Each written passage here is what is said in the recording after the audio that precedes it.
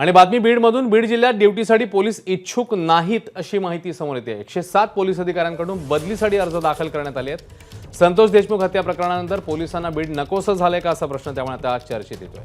अजित पवार पालकमंत्री असलेल्या बीड जिल्ह्यासाठी पोलीस इच्छुक नाहीत अशी माहिती आता समोर येते। तर एकूण 107 पोलीस अधिकाऱ्यांकडून बदलीसाठी अर्ज दाखल करण्यात आले। त्यामुळे बीड जिल्ह्यामध्ये आता ड्युटीसाठी पोलीस इच्छुक नाहीत अशी चर्चा सुरू आहे। गोविंद शेळके अधिकचे अपडेट देतील। गोविंद। अश्विन, खर तर बीड जिल्हा नको रे बाबा अशी म्हणायची वेळ बीड जिल्ह्यातल्या पोलिसांवर आलेली आहे आणि त्याचं मुख्य कारण आहे की मागच्या काही दिवसांमध्ये बीड जिल्ह्यामध्ये गुन्हेगारी स्वरूपाच्या ज्या घटना घडत आहेत त्यामुळं पोलीस प्रशासन सफर होत आहे।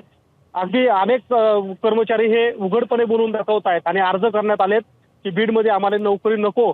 तर आपण महाराष्ट्रामध्ये आपल्याला माहिती आहे की चंद्रपूर नक्षलवादी एरियामध्ये जर नोकरी करायची असेल तर कुठले अधिकारी जायला तयार नसतात।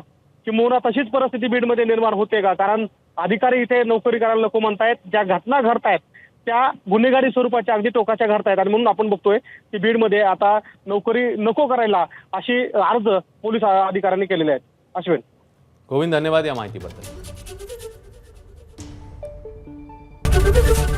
एबीपी माझा, उघडा डोळे बघा नीट।